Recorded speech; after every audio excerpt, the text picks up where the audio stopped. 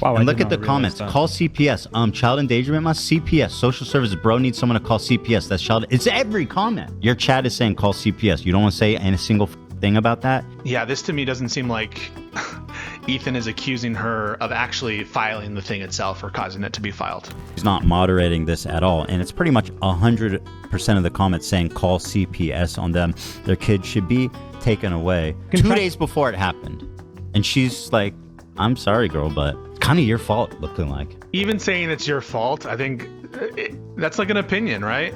Her whole entire chat being like, call CPS, but she'd be like, obviously don't call CPS. It's like, yeah, right. Okay, that seems worse for Ethan. He's implying there that he doesn't believe her and that he's implying that she wanted that outcome. So I think that's worse for Ethan. I think these three are too attenuated to be directly statements of fact, in my opinion. And that doesn't mean they won't survive a motion to dismiss. It's not, to me, like blatantly on its face ridiculous. Hey folks, please like, comment, and subscribe. And make sure to check out my newsletter. Information is in the description. We're going to start with the Denims Letter to Ethan Klein. Just because I'm into defamation. You know, I'm into the law of defamation. I think that's an interesting cause of action that I have some experience with. And so I just thought I'd take a look at it. I have no preconceived notions about it. So we'll give our fair and balanced take. As always, I'm fair and balanced. People know that I'm fair, but they don't know that I'm balanced. I'm actually both. I'm fair and balanced. Okay. So this is what I know about what's going on here for those uninitiated. There's this conflict in Israel and Palestine. Just kidding. I'm not going to start that back. But there's like basically beef between Hassan and Ethan, really more about their interpersonal stuff. I'm going to be honest about you. It is a little bit, frankly, distasteful for me to see that discourse ground out really into, it feels like very personal. And maybe that's, I don't know if that's the most appropriate like on-stream situation to have, especially given like the very serious attendant political matters there. But it's blown up and it's been like a huge content situation. I didn't watch all of the content, the iDubbbz video on it, but he is like an old-time YouTuber that I used to watch some of. By the way, I used to watch H3 when he was H3 when they would do like the reviews of the feminists and the do you guys remember the Vape God thing? I used to watch that stuff a little bit. I used to watch iDubbbz as well when he would kind of like bully people. I don't know if it's like the most ethical content that he used to do. I think he's apologized for it. But yeah, that's kind of going on. I haven't watched the full interaction between Ethan and Hassan, but I watched enough of it, I would say, to know that like that was not a very productive conversation in my mind at all. And accusations, I think, from Ethan's side of anti-Semitism or abiding anti-Semitism or dog whistling about anti-Semitism. And then from the other side, kind of accusations that they're not taking the atrocities in Gaza seriously or the, trying to make excuses or apologies for, war crimes and things like that. So kind of concurrent. And then just like the kind of beef between the personal things that relate to that, right? But like at the start, you kind of saw a concession from Ethan right away on the issue of genocide, and but there's, I guess, it grounds out into like, are you being sincere? Are you not being sincere? Did you lie about me? Did I lie about you? Was I wrong when I said this about you? Do you have bad character? Are you a bad person? And those conversations, very difficult to have like a very productive conversation on those terms. When it's about like, are you a good person? Are you a bad person? Are you an anti-Semite or are you not an anti-Semite? Takes the very like odd person, I think, to be able to have that conversation in good faith and be like, let me actually think, like what we did with Ask Yourself, right? With the Rob stream. It'd be very difficult to disentangle the personal aspects of what's going on there to the actual claims in question. So yeah, that's kind of going on. And surrounding Hassan are like a group of commentators or creators that are, I would say, affiliated in terms of they have friendships with Hassan or at least some semblance of a cordial relationship with him. They align largely politically. Now, Ethan, by his own admission, appears to align politically also with these people, at least as he presents it in that conversation with Hassan, being like, I agree this, I agree that, I agree the third. So it doesn't know, like, unless you think that you have reason to doubt Ethan's sincerity, the daylight politically, I think, is somewhat minor with respect to Israel-Palestine. It might be there for other issues. Certainly, it could be definitely there for whether you will vote for Kamala Harris, whether you will be excited to vote for Kamala Harris, maybe solutions on what to do with respect to the diagnosis of the situation.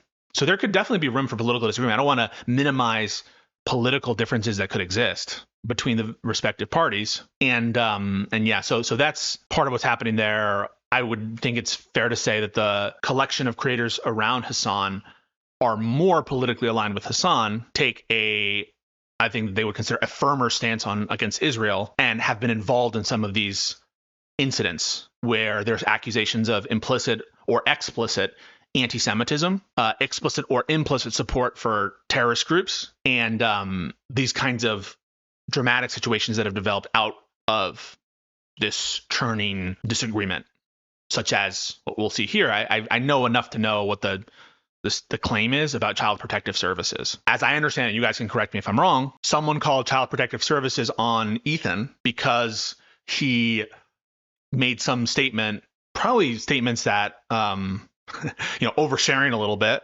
but he has, his whole thing is that he's very upfront. That's what he tries to claim, right? That he's upfront with his audience about what's going on in his life. And so he said something to the effect of, we have giardia, or we have some kind of condition. And then some people took it upon themselves to call Child Protective Services. And that's kind of an issue where there's been some accusation of like downplaying that element of the harassment that Ethan has received, where that's one example of it, or allegations actually of direct involvement or support, or people finding it funny that it did in fact happen, or thinking it's justified. And so my understanding is that this letter is arising from that situation that occurred. I'm guessing Ethan's mad Hassan and those others aren't as sympathetic to the Israelis as they are with the Palestinians. I think that there's some of that going on with Ethan's perspective, that he thinks that they're painting too broadly, right, against Israeli people. And the response might be, well, you're downplaying, which again, it's doesn't really relate to the issues themselves. I guess the political issues themselves, right? It's about who you are. What are you upplaying? What are you downplaying? What's your actual sincere opinion? Are you actually anti-Semitic? Are you actually against the Israeli occupation? Are you actually in favor of this or not, right? Are you actually offended or not? Or is this performative? Do you actually think that this is a swastika sword, or do you not? Did you intend to put a swastika sword on there? Are you actually anti-Semitic? So the conversation is really about intentions, right? And character, not about the fundamentals of the conflict, which is why I think that there's been some voices who are like, this whole thing is distasteful. Why are we even talking about this personal beef? I think that kind of goes a little too far. People are allowed to be concerned about multiple things and talk about multiple things. And so this whole like emphasis, non-emphasis, like I emphasize things that are interesting and relevant to me. I happen to think the things I emphasize with respect to domestic politics and Trump corruption is important. I value talking about it, but I emphasize some things to the exclusion of others. That's an editorial decision that people can make, and people can care about two things at the same time. But I do agree that to the extent that people are taking this as a kind of genuine conflict, or like epitomizing the conflict of Israel-Palestine, it doesn't epitomize it would only epitomize it in like the meta of it, which is no one really knows how this beef got started. It's really not about the thing itself. It's about, so maybe in a meta way, it starts to resemble the beefs that occur in the tribalism. But even that, I think, is a little cheap comparison. And obviously, if you're looking for some kind of like back and forth on the merits of the Israel-Palestine conflict, you're not going to find it here. And it's not even like pretended to be here. It's another reason why I think that the Sam Cedar conversation was not effective. Frankly, because they're not there to discuss the same thing. But that said, and sorry, I'm kind of belaboring this, but it's just something that's been on my mind. You can criticize people for their focus on stuff, right? And we do it of TYT. Like we do. So this is, I guess, to the Ethan people who are like, well, why are you not allowed to emphasize things? You are allowed to criticize, or how can you critique me for emphasizing this to the exclusion of something else? We do that, right? Like I criticize TYT for saying, why are you like focusing on this when the Trump corruption is so much bigger? People do that, but just be careful about how much you let that drive you. I want to be fair to everyone's argument. I'm not trying to misrepresent people. And yeah, so one thing I will give you my genuine thoughts on the conversation. I've already told you that I don't think that conversation was ever going to be productive because, frankly, of the posture that Ethan is coming in, it makes it impossible. Also, Hassan is not going to be amenable to that posture, given the audiences, is to be like, am I a bad person? Am I anti-Semitic? That's kind of like ground that is never really going to be productive. But on the other hand, Hassan, I don't think does himself any favors by refusing to give ground on many of these different cases at all, right? That to me is just like tactically dumb and just, it's something I've noticed a lot with Son, inability to give ground.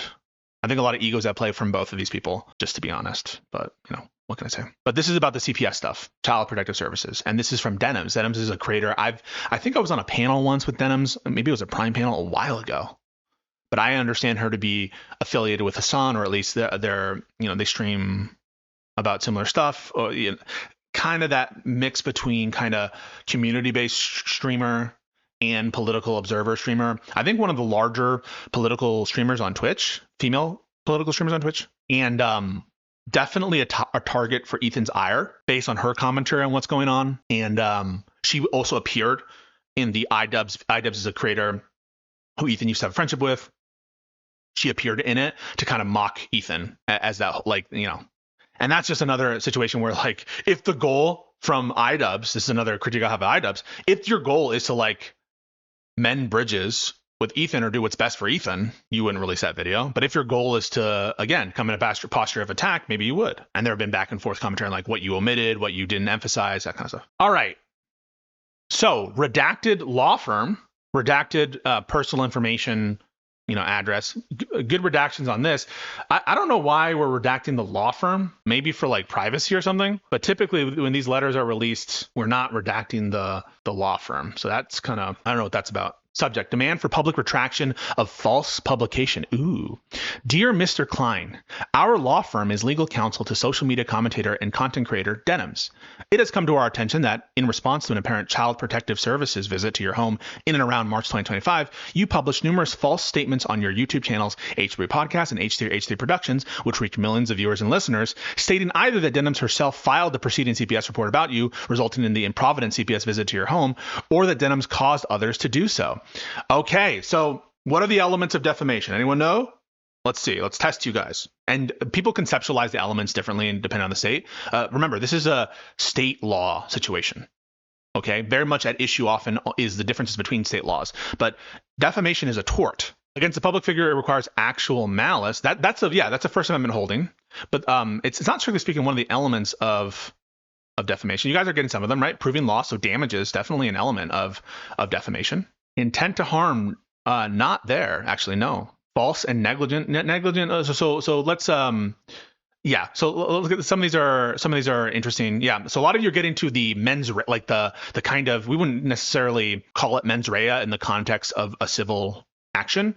What people will often refer to in the civil context is the scienter requirement. Okay. So different, the first is a false statement, right? A false statement of fact, right? And you can include in the statement portion of fact. It can't be an opinion, right? Now, the distinction between opinion and fact, that sometimes is a very fuzzy line, but some things are more amenable to be, statements of fact than others, than opinions. Saying, for example, I think Ethan Klein is a bad person, different than saying, I think Ethan Klein did this specific bad thing. So definitely a false statement of fact could be considered one element. And again, different states might construe them as different numbered elements, right? Publication, right? So here we see in the first sentence here, it says you publish numerous false statements. So it requires publication. That typically is accomplished sometimes even just by sharing it to one other person. So it's not a very, it doesn't have a lot of teeth, this publication element. It's not like some of these other where publication requires some kind of mass dispersal. Oftentimes for defamation, publishing can be something more narrow. Again, different states, your mileage may vary. I actually don't know which state this is proceeding. Maybe my guess is it'll be California or wherever Ethan is or wherever Denims is. So that could be considered a second element, right? You published, right, a false statement of fact. That the statement of fact is defamatory, right? That is, it undermines someone, their reputation, especially with relates to business, right? So if you publish a false statement of fact that doesn't get to the heart of defamation, right? It isn't by its nature a statement that denigrates one in the eyes of society, right? Let's say that I'd say, Granite Hard has a very big penis, right? And let's say that I'm lying about that, and I know I'm lying about that. Is that the kind of thing that's defamatory in the nature that's going to necessarily undermine him in the view of the community? No, right? So that the statement is defamatory and that it caused damage. You can think that as a fourth element. Now, those are kind of the more traditional bases of defamation, traditional elements of defamation. States will often require, and the First Amendment requires certain scienter requirements. You can think of that as an additional element or something that can change between the states. So, for example, in New York, there are different levels of state of mind that you can have with respect to the false statement that you make, depending on the circumstance, where sometimes some amount of recklessness or negligence will be enough for people who are like not public figures. There's a whole public figure, public issue doctrine. Now, for public figures, the First Amendment requires, under precedent, actual malice. That's kind of scienter requirement for people who are, known to the public. My assumption would be that Ethan Klein would be such an individual where you would need the scienter of actual malice. And actual malice can be fulfilled by knowing the statement is false, or by just having kind of a reckless disregard. You're so, especially for, think about this in the context of journalism, a newspaper that does no follow-up, right? No internal review on the statements of fact, no editing process, just let someone do it, produce a statement, and they're just like not even checking on it, not even double checking, not even having any kind of editorial review process. It's process oriented. What is the process by which you checked, you verified, you did stuff, right? So the more, even if you assume that the statement is false, if you were able to have some kind of checks, well, I relied on this and that was reasonable to do in the circumstances. And so I as a publisher of this statement, I'm not bearing that same recklessness, that conscious disregard of an unjustifiable risk as relates to the statement in question. So that's the kind of scienter requirements in addition to the 4 elements that I laid out. That it be a false statement of fact, that it be published, right? That it be defamatory, that it cause damages, and then depending on which category you want to put this into, some level of scienter. You guys following? So you notice right there, right? So at the start there, you publish numerous false statements on your YouTube channels, emphasizing the amount of viewers. That's emphasizing clear that it's a publication, right? It is published. Asserting, it's just a conclusory assertion, which will, I'm sure, have to be litigated out if this ends up going to court, that they're false statements of fact, and emphasizing how many people heard because of the damages. And you have to think to yourself, is lying to a government agency about someone, thank you for the sub on YouTube, is lying to a government agency about someone defamatory, right? But don't be confused, right? I just confused you. What are the actual statements that are being assessed? Is it the lie to the public office? No, it's not, right? Assuming there was a lie to public office, oftentimes those are shielded from defamation. There are like rules that limit, can you make a defamation claim over someone filing a police report or filing with the CPS? For public policy reasons, you want to be able to encourage people to speak out. And the way to disincentivize false reports is to like criminalize them or have some other process to channel that concern. But we're not actually talking about the alleged fake report to CPS. What we're talking about is what Ethan said about someone else being involved with that. So what you said about her involvement in a false CPS campaign or a based or true CPS report, right? Now, would participating in a false strategy to undermine someone's business by sticking the government on someone, is that something that's defamatory in nature? I would say almost certainly. I would think that's just my intuition. I don't know what the case law says on that, but if true, right? If true, that seems to be something that like would definitely, like, if I didn't do that, if I didn't participate in this false scheme to sick CPS in a bad faith manner on someone, that would cut to the core of like my professional reputation. So let's look at the next sentence. Stating either that Denims herself filed the preceding CPS report about you. So that's one method, right? Is that she actually filed the CPS report? Okay, so you're alleging Ethan said that she filed it? Oof.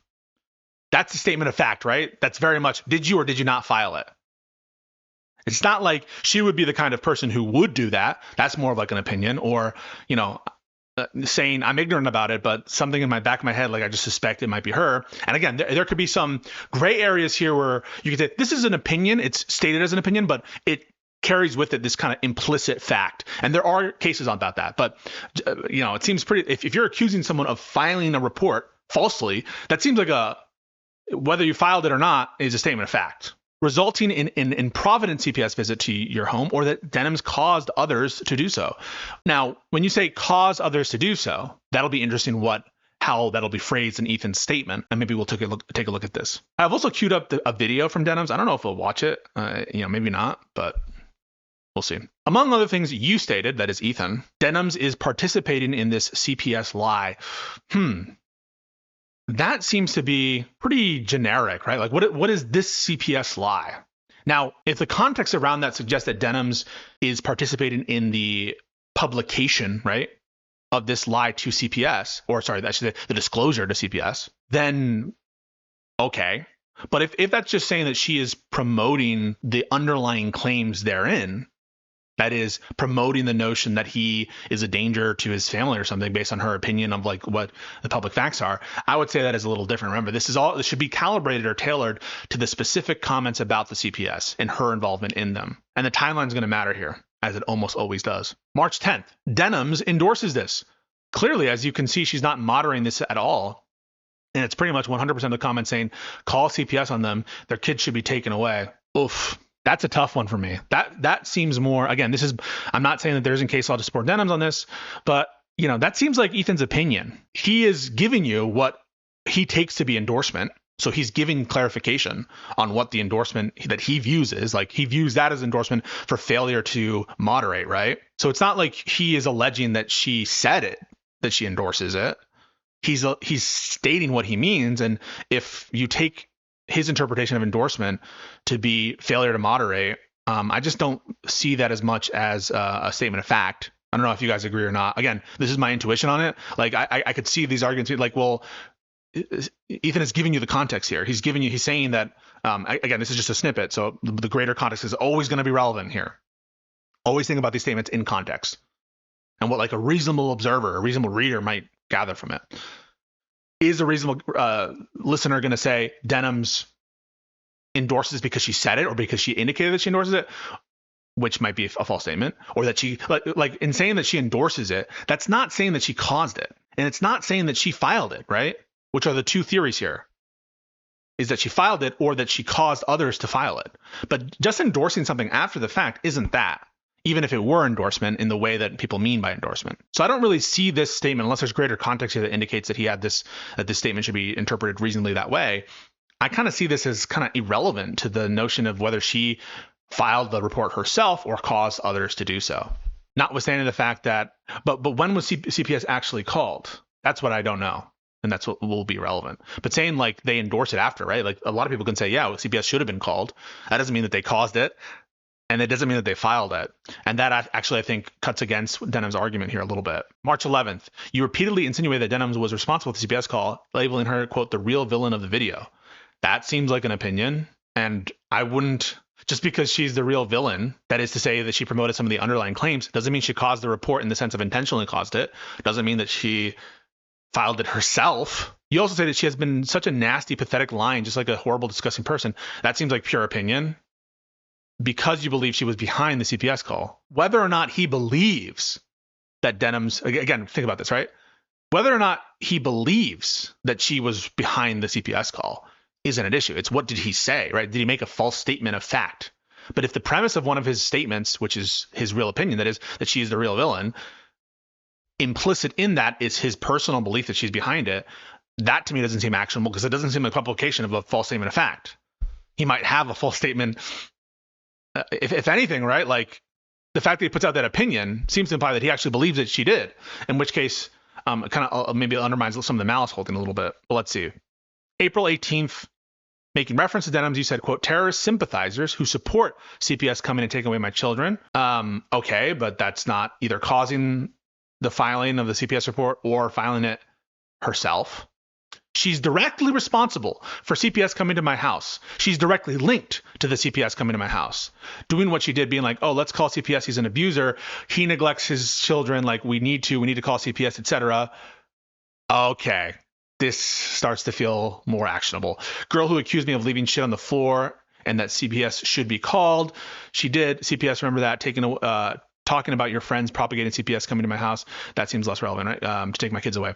But the whole notion that where he is attributing to her, let's call CPS, right? That's what he is saying. He's saying that she said, let's call CPS. That to me seems more like of a statement of fact, and that seems potentially more actionable. Whether or not they support it after the fact, I think not as irrelevant, but the notion that she is like pushing this, right? And then I would also stress that the causation part here as well is Denims could be factually causative of the CPS report in that, but for her statements, the CPS report wouldn't happen. But you need to show more than that. You need to show that she, to make out the defamatory part of it, right? It would be useless to say, all right, she's stating things that are true, let's say. Let's imagine that they're true. And therefore, she caused it. Well, if that's all Ethan is saying, then it's not false, right? Or that maybe it's not what you're intending to attack, which is kind of like this malicious promotion of it for the purpose of getting the CPS report filed, either herself doing it or herself causing it. It's kind of that malicious intent. That's the inherent defamatory aspect of Ethan's alleged false statements. April 21st, 2025, again, in reference to Denims, you said you don't lie about people's kids and have CPS go to their house. Again, I think that is more actionable. It feels like a more substantive statement of responsibility to Denims. Having CPS go to their house, are we meant to interpret that? It's kind of like, remember when Ethan was complaining about what Hassan said vis-a-vis working collaboratively with the ADL or something, right? In partnership. Does a reasonable person take partnership to be just like aligned? No, I agree with Ethan there that it doesn't seem that way. But as a reasonable person who hears have CPS go to their house, do you mean that in a way that like not intentional aspect to it? No, I think that have CPS go to their house, most people would interpret that as intentionally have CPS go to their house, make CPS go to their house. So these last two, the April statements to me seem much more problematic from Ethan. These first ones, for me, again, this is just my first take. I don't know the context of it. Take everything I say with a grain of salt. Some of these to me seem like too vague, clearly opinion, or like post hoc endorsement. Doesn't really seem, but these two seem like more objectionable from Ethan, if it's not true, right? Assuming that Ethan's lying or not telling the truth. And here we're just analyzing whether these are what elements are we focusing on, right? We're not focusing on scienter right now. We're not focusing on publication. We're focused on whether or not these are false statements of fact, and whether, if they are false statements of fact, they are the defamatory aspect. As you know, there is no factual basis on which to accuse my client of being responsible directly or indirectly for the alleged CPS call to your home. Further, you knew your statements were false when you made them, rendering your defamation of my client malicious. On March 7, 2025, you appear to have publicly acknowledged CPS indicated to you that someone who works at your home, not Denims, called CPS as it relates to the events at issue. That's pretty good evidence of potentially of malice, right? If you know for certainty that there's no factual link in the sense of an intentional action taken by Denims to cause this, and you have the CPS people saying point blank, this is from someone else, and you're probably going to need some level of scienter if you're Denims. If Ethan cloaks some of the statements in hyperbolic and humorous tone, does this have a material effect in the terms of its media defamation center? I think the answer is absolutely yes, right? It's about what a reasonable person would take as a statement of fact, typically, right? You don't take the statements in isolation. You look at them in their context. And so if there is some kind of obvious hyperbole or humor behind them, now, the problem is that doesn't always come across in a filing. And so that could be a difficult thing to do, to dismiss based on, right? Unless you have like a history of, I say these outlandish things. And Ethan does say like outlandish things. He's had parodies before. So but it's not, this seems very personal. And so it seems like a factual issue that's ripe for a judicial determination. But it's a great question, right? Are they going to have to watch VODs in court? We'll see. I mean, I would just issue a retraction to the extent that you can't justify your claim. Say like, I obviously still think Denims is this, and this, but I don't currently, I don't have a reason to think that whatever. What might be hard is to get Ethan to say, and I knew I said this was wrong when I said it, and I was lying or I was wrong. Because here they are accusing Ethan of lying, right? This is an accusation. Be aware. And one of the reasons why I think you should doubt a retraction, at least a retraction of the underlying allegation by Denims here, is Denims and their lawyers, like they are accusing Ethan of lying. Now they kind of have to fulfill the scienter requirement or being reckless. Otherwise their claim might be like tossed out. But yeah, that's a little tricky. On March 11, 2025, you acknowledged Denims had denounced herself or anyone in her community making contact with CPS. That you have failed to publicly retract your false statements that my client acted to cause CPS to visit your home. This is another good evidence of malice. What did you acknowledge that she denounced it? You acknowledge that CPS said it was someone who works with you, and yet you said on April 18th, she is directly linked to CPS coming to my home. doing what she did, being like, let's call CPS. He's an abuser. He neglects his children. Like, we need to call CPS. Oh, but she's also denouncing it. And you said that after this was known to you. Ugh. That April 18th statement to me seems like the most unjustified. If Denims is in line, right? There's a world in which Denims is lying, but my guess is that there isn't video of her saying you should do this. If there is, Jesus. Would Denims actually be pursuing this in court, open her DMs for discovery? Sure, why not? So you can get discovery over, let's do a request for production. Let's think about it, right? In this case, one of the big statements of issue, assuming that the statement of fact is actually a statement of fact, right? Assume that. Then the truth or falsity of what is relevant? The truth or falsity of whether or not she actually encouraged this to happen. And so I can imagine a request for production, all documents concerning CPS, the CPS report filed on or about March whatever. That to me seems relevant, seems like a properly scoped request for production. And it is at issue, right?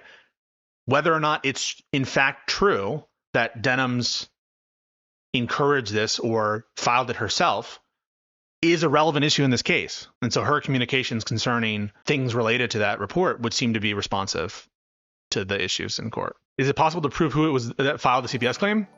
People think whoever called in lied about their identity. Oh, okay, yellow swag. Well, that would also be an issue in the case. They're accusing Denims of lying. I think, assuming that this is a statement of fact about Denims, then it would be an accusation, I guess, implicitly that they're lying. And Denims is accusing Ethan of lying. So finding out who actually did the report would seem to be a material issue in the case.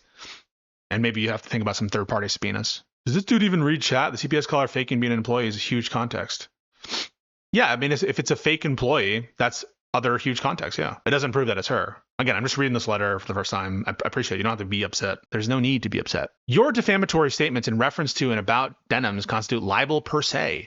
A libel which is defamatory of the plaintiff without the necessity of explanatory matter, such as an inducement, innuendo, or other extrinsic fact, is said to be libel on its face. And I would say probably yes, right? Because it almost certainly is a crime. Oh, they're about to say it. Yeah. It almost certainly is a crime to give a false report, right? And so you're accusing someone of committing a crime. And that's why it would be like defamation or libel per se, right? And I probably would agree with that. Again, saying that it's defamation per se doesn't mean that Denims wins. I'm just saying the nature of the accusation, if this was actually the accusation, and if it's actionable for other purposes, all I'm saying is it would seem to be defamation per se.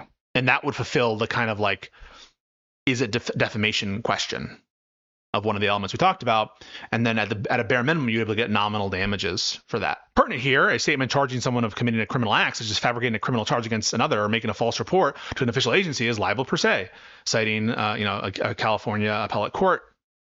Perhaps the clearest example of libel per se is the accusation of a crime. Yeah, I totally agree. In particular, Penal Code Section 11172A makes it a crime to make a false or unsupported report into CPS. Okay, so there's a specific criminal law about this. Here are the statements that Denims are responsible for and participate in the filing of.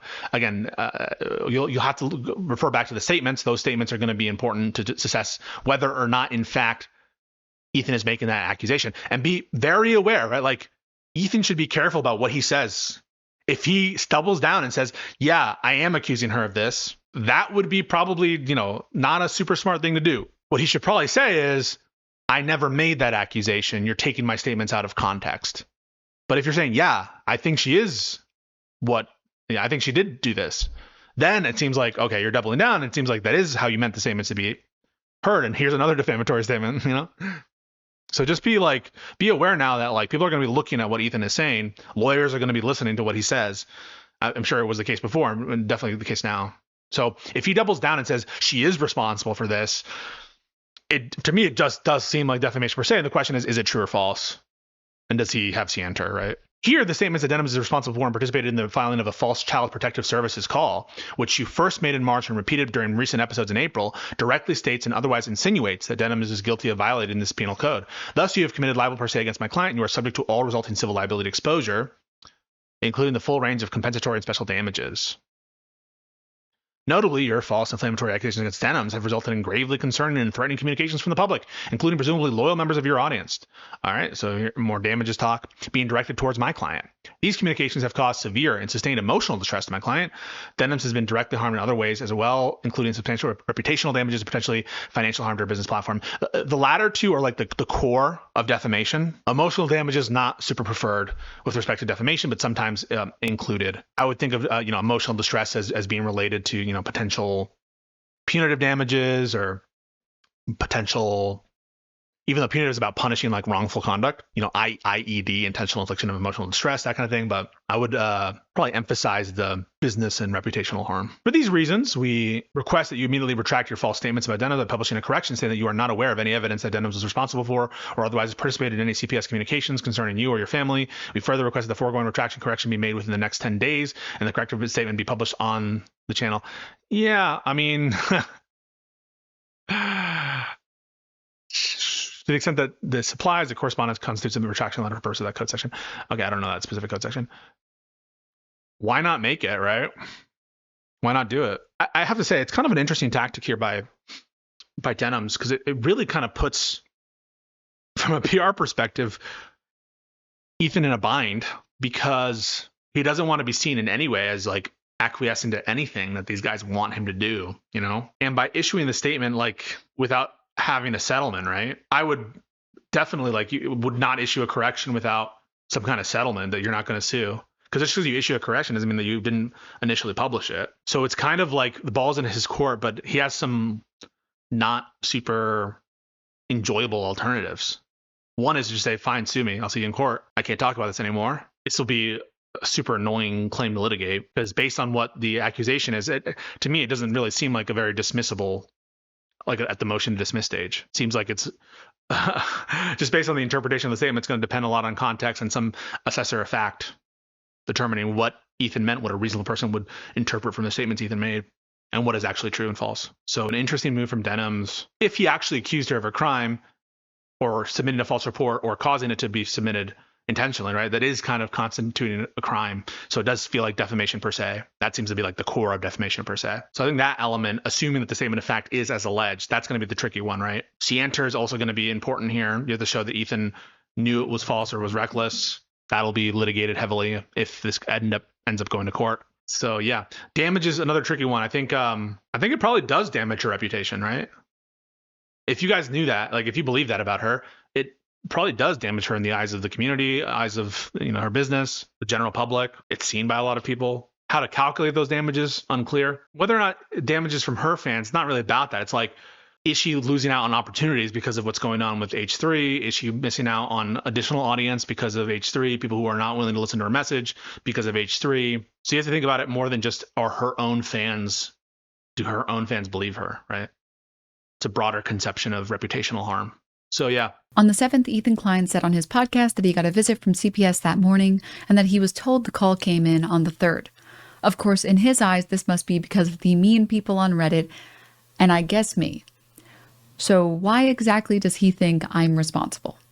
Denims is actually participating in this whole Child Protective Service lie. Denims is streaming this story about our kid. I'll show that, yeah. Getting... Yeah, to me, this is weak because it's just saying that she's participating in the sense that she's streaming about it. But I don't see that as a statement of fact that she caused it to be filed or filed it herself. But let's just go. Giarda from the dog, whatever. By the way, that's not what it was in the end. Ethan was just sharing his thoughts. What we were thinking, we were speculating. Basically, Ethan Klein is saying that my community called CPS on him, and his evidence is that my chat is so militant and so hateful that every single comment is calling for people to take direct action against. Again, that's not defamatory against you necessarily, and it's also not something that you can say is false, and it's not what you're insinuating is the false statement of fact, which is that you filed or caused it to be filed, or that you would kind of intended it to happen that way. But again, these are, I think, the March statements, and so I think the April ones are better for Denims. Him, which he attempts to prove with a clip from my stream that's been edited to show messages from my chat. Look at her chat. So this to me is like very important clip. Wow, and look at the comments. That. Call CPS. Child endangerment must CPS. Social services. Bro needs someone to call CPS. That's child. It's every comment. Yeah. How did they get the memo? Every single comment comment. Your chat is saying call CPS. You don't want to say any single thing about that? You sick, twisted, evil woman. Regardless of your opinion about whether or not it's ethical for her to do so, yeah, this to me doesn't seem like Ethan is accusing her of, as I interpret it, of actually filing the thing itself or causing it to be filed. And that's regardless of whether or not you think you have an affirmative duty to correct the record. If I saw that, like, I think you should speak out. That's just like my intuition about my preference, but it isn't him saying that you filed it or caused it to be filed. It's saying at most that you abided by people's saying that that should happen. But even saying that should happen, right? Even if you agree that that should happen, it's not saying that you actually did it or caused it to be filed. Does that make sense? So just because you think CPS should be called doesn't mean that's just an opinion, right? You got me there? Even if you were to say that even if Denims said, right, someone should call CPS, that isn't her saying that she would want to, or that she did in fact file it, or that she intended to make someone do it. I'm not exaggerating when I say literally every comment is call CPS. Notice the chat is almost in complete universal agreement, and Denims agreement with what? That CPS be called. Again, I think this is better for Ethan. Endorses this clearly, as you can see. This I don't think is necessarily true. Just because your audience says something, like you guys say some shit that I don't agree with a lot of the time. So you don't have to grant Ethan's view on this though to think that he's not saying that she caused it or filed it herself. He's not moderating this at all, and it's pretty much 100% of the comments saying call CPS on them. Their kid should be taken away. By nannies have 2 days before it happened, and she's like, "I'm sorry, girl, but this is kind of your fault." Looking like love. Even saying it's your fault, I think that's like an opinion, right? He's basically saying it's your fault because you promoted this and you got someone, but it's not. That's not like, you could make a bunch of statements that cause something bad to happen. Doesn't mean you intended it or that you filed it or had a role in it, which is the meat of what the lawyer is saying. So again, I think it's better for Ethan. Made a good point. You said, is this every comment? I believe this is a live feed of the chat. This isn't edited. What about the top right? I thought these were selected. This, I think when you full screen it, no, this is an edit. It's a cutout of the full chat. It's just enlarged there. Oh, really? Over the screen, yeah. Did you catch that last clip? Yep. But Denims expressing that CPS should be called in front of a fan audience who's liable to take her statement seriously as a recommendation. Especially if he doesn't play it off as a joke. Thank you for the member of Azakra. Again, folks, I want to caution. So, what are they accusing Denims of, or what is Denims' lawyer accusing Ethan of saying? That she wanted to bring about a CPS call, right? A, you get to show me when she said it should be called, and also it's not about doing a statement that is generally reckless that might cause people to do something. It's that she intended to bring it about. That's the defamatory aspect here, right? The defamation only really, goes as far as to the intentional wrongdoing of a crime, right?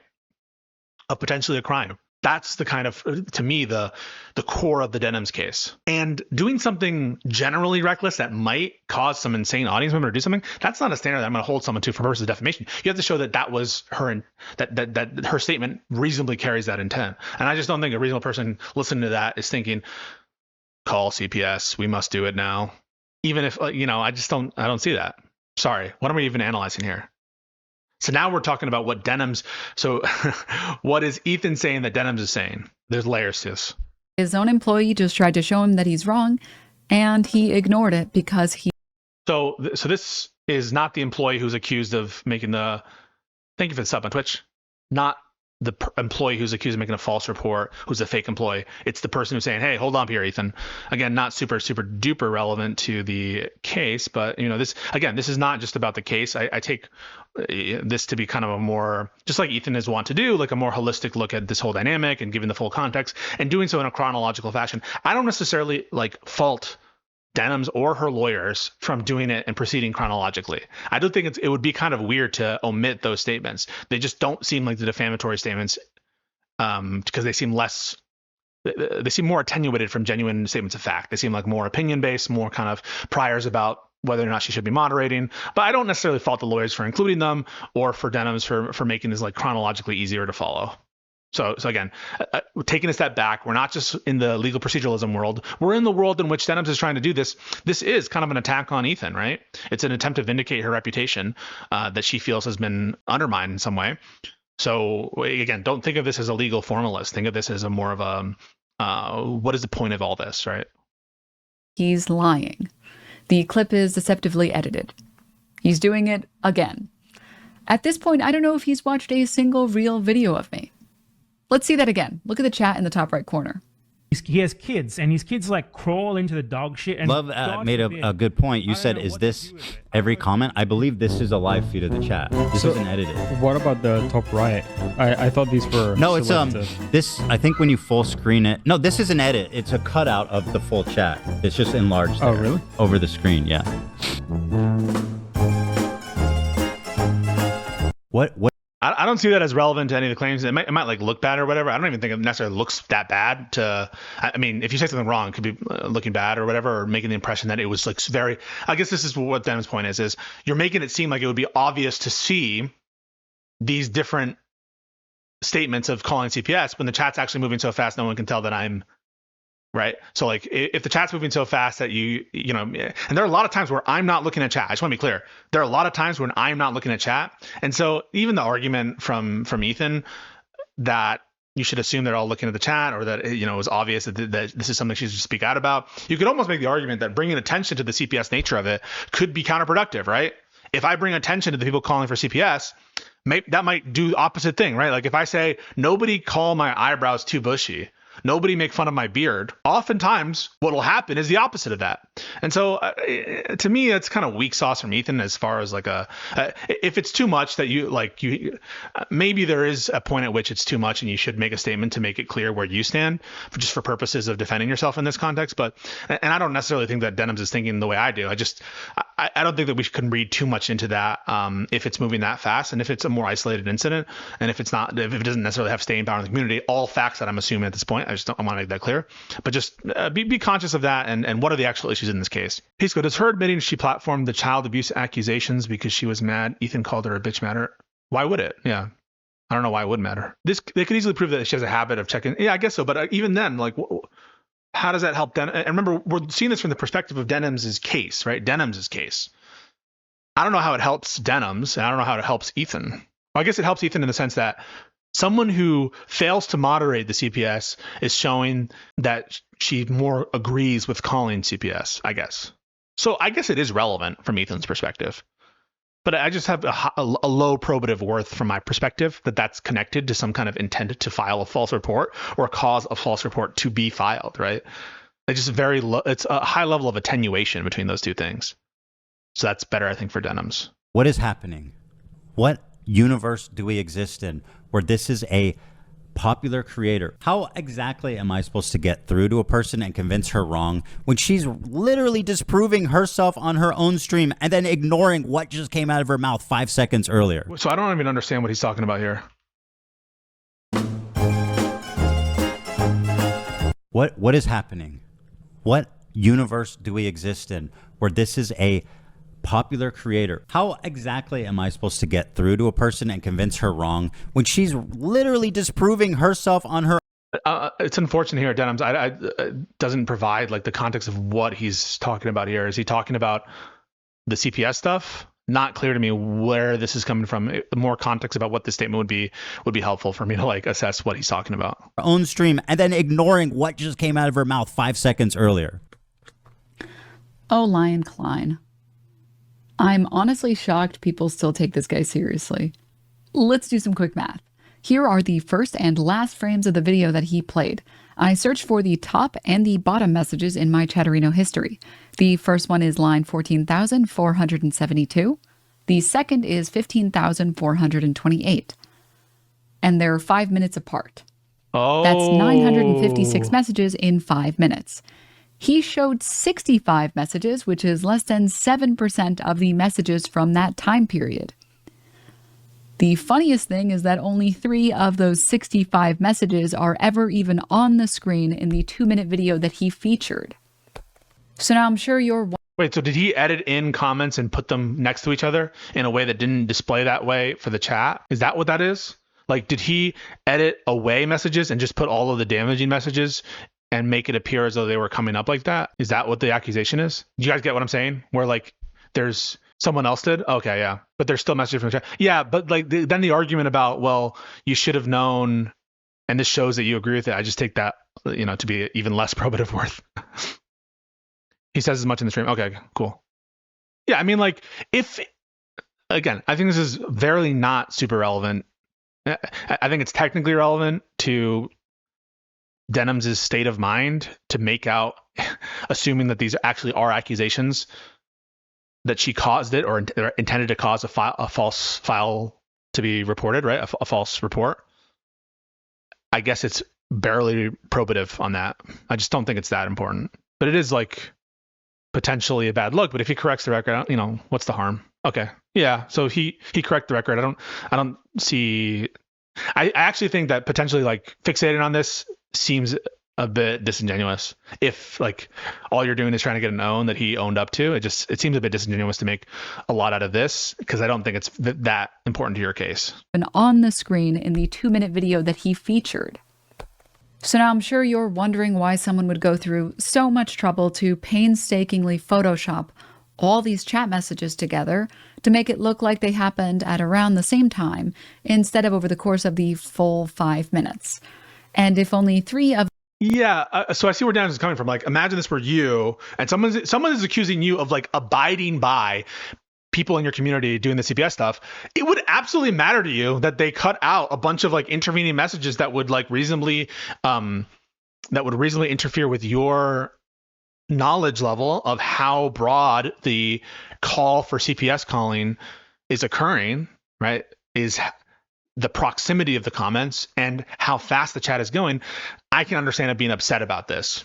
I don't think it's super. So I guess I don't necessarily think it's disingenuous. But what about it applying to Ethan is a thing that maybe is disingenuous. Is maybe Ethan has no role in the edit, and if he corrected the record afterwards, then it doesn't really bear on his culpability at all. Does that make sense? So I can understand being upset about it, and even upset that Ethan promulgated it. But if he corrected the record afterwards, it seems like he's doing the right thing in that context. Though I can still imagine being upset if that's not disclosed in the actual video itself. It seems like highly deceptive. And so I can understand being upset if you are Denims on that. No, Ethan's point is that the comments on their own are representative of the overall sentiment in her chat. That's another point, right? In Denims' favor. If Ethan is saying that I take these to be representative, and Denims is providing evidence that they're not representative, maybe it plays on whether or not you think he's being upfront for purposes of his attributions later on. Again, because they're not directly related to the statements at issue, I find them to be of low probative worth. But I can see why Denims might be upset of Ethan characterizing based on that representation.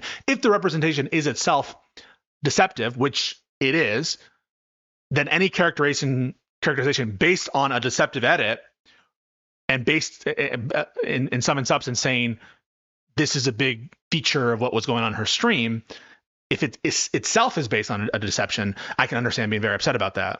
Whether it relates to the defamatory statements, what I consider to be the defamatory statements of fact, I think, again, like I said, low probative worth here. But I can see why Denims would be upset about it.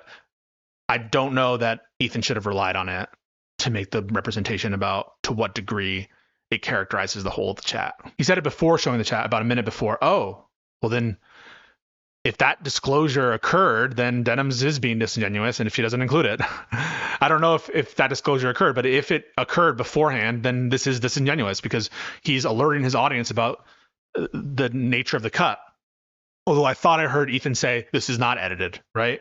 I thought he said that. Hang on. Been edited to show messages from my chat. Well, what it wasn't. For people to take direct action against him, which he attempts to prove with a clip from my stream that's been edited to show messages from my chat. Look at her chat. So this to me is like very important clip. Wow, and look at the comments. That. Call CPS. Child endangerment must CPS. Social services. Bro needs someone to call CPS. That's child. It's every comment. Yeah. How did they? Okay, well that's not true, right? If this is edited, it's not every comment. Get the memo. Every single comment. Your chat is saying call CPS. You don't want to say any single thing about that. You sick, twisted, evil woman. I'm not exaggerating when I say this seems a little unhinged for Ethan to, especially if it is edited, if he acknowledges it later on. Literally every comment is call CPS. Notice the chat. So he is characterizing it based on an edited deception, right? Like, I'm not saying they're actually comments, right? But how you present them is deceptive, right? I'm not saying Ethan intended it to be that way. He might clarify after, but it sounds like he's saying, well, let's see if he says it's not edited. I thought I heard that. It's almost in complete universal agreement. And Denims endorses this clearly. As you can see, she's not moderating this at all. And he's drawing conclusions from it. I guess let's see what he says after. And it's pretty much 100% of the comments saying call CPS on them. It's pretty much 100% of the comments. Their kid should be taken away. By nannies have 2 days before it happened. And she's like, I'm sorry, girl, but... This to me seems like more of an insinuation now, knowing that context. But let's, This is kind of your fault, looking like. Maybe it moves the needle 1% for me on those March claims in Denims' favor. Again, still, I think it's attenuated enough that I don't think that they're super strong in terms of the statement of facts. And again, this is not having the full context. It's just me seeing these edited out clips, not having the full context. So again, take everything I say with a grain of salt. But I think it maybe moves 1% in Denims' favor. Again, I want to stress, I think the April statements are much more based on the representation of them. And again, there are a lot of ellipses in between them. So we'll have to take a look at that as well. Yeah, we're going to cover the DOJ stuff after. I'm just doing the defamation stuff first. Can you chill? Can you chill? Love made a good point. You said, is this every comment? I believe this is a live feed of the chat. This isn't edited. What about the... I believe this is a live feed of the chat. This isn't edited. So Ethan, at least, he is saying what he thinks, right? Although it's kind of odd to think that this is a live feed of the chat. What, the Denims has 2 chats? That's kind of weird. Like, why would you think this is an actual unedited clip? Like, what is this? Have you guys ever seen that? It just seems like it's not. It's very clearly not, right? Is Denims like looking at all her own worst comments? His team corrects it. Okay. Top right. I thought these were selected. It's this. I think when you full screen it. No, this is an edit. It's a cutout. Oh, he said it's an edit of the full chat. It's just enlarged. Oh, there. really? Oh. But that's also not true, right? Because they cut out different comments to put in there, so it's not just a cut out large version. So did they correct that part of it over the screen? Yeah. Did you catch that last clip? Yep, his own employee just tried. Later he does. Okay, all right. I mean, again, guys, don't think this is super important. If anything, maybe it moves the needle 1% in Denims' favor, but I still don't think that those claims, they strike to me as more opinion and not directly stated in facts of accusations in that sense. So I hope my opinion on that is clear. And again, grain of salt, don't have the full context. I want to stress that. Tried to show him that he's wrong. And she has her version of GG chat, so you could think it. But again, he's saying that it's a cutout. So, but if he corrects it, he corrects it. And he ignored it because he's lying. The clip is deceptively edited. He's doing it again. At this point, I don't know if he's watched a single real video of me. Let's see that again. Look at the chat in the top right corner. He has kids, and his kids like crawl into the dog shit. And Love made a good point. You said, is this every comment? I believe this is a live feed of the chat. This isn't edited. What about the top right? I thought these were selected. Oh, and this is his employee saying the top right is the real chat. Okay, and that's what she means by that. But you're not saying that this is defamatory, so come on. This, I think when you full screen it, no, this is an edit. It's a cutout of the full chat. It's just enlarged there. Oh, really? Over the screen, yeah. What is happening? What universe? Again, laugh reacting to what's being shown on screen, which is false child abuse allegations. Guys, we're taking a look at the statements of fact at issue and whether or not we think it's relevant. I'm not saying that I endorse like supporting false child accusations or false whatever parenting abuse stuff. So even though I say consider the full context, I don't mean to also have an untailored view of like what our goal is here. Our goal here is to analyze kind of the legal issues, taking into consideration the full context, right? Never forgetting it, but also not confusing our inquiry. Our inquiry isn't generally is Denims a good person or bad person, or is Ethan a good person or bad person. It's based on the law and based on the circumstances around it. Do we think that these claims, what are the claims about? What are they trying to do? And do we think that they're strong claims? Do we exist in where this is a popular creator? How exactly am I supposed to get through to a person and convince her wrong when she's literally disproving herself on her own stream and then ignoring what just came out of her mouth? Would it go to his intent? His intent about whether or not he knows, right? So his knowledge level about whether the statement is false as to Denims, but it's what statement, right? That's the question, is what is the denominator? When you're thinking about these cases, don't think about intent at an incredibly broad level when we're focusing on the actual legal issues, right? Think a bit more narrowly. Did he say X statement recklessly? Well, is it really reckless when he says I think this is an edit? It's kind of an opinion, and he kind of corrects himself after. So he had a process by which there's not a lot of damages. So if the statement of fact that is at issue is it's not an edit, but that's not the defamatory statement, right? So it might go to his intent level in terms of generally he just doesn't think Adam's a good person. But with respect to the specific statement, okay, maybe it shows he's reckless as to that, though I don't think it does, but that's not the statement at issue, right? So let's think about what the denominator is here. What are the denominators? They're the statements of fact and the accusation that she's responsible, allegedly for the filing of the false report. 5 seconds earlier. Oh, Lion Klein. I'm honestly shocked people still take this guy seriously. Let's do some quick math. Here are the first and last frames of the video that he played. I searched for the top and the bottom messages in my Chatterino history. 65 messages, which is less than 7% of the messages from that time period. We love math.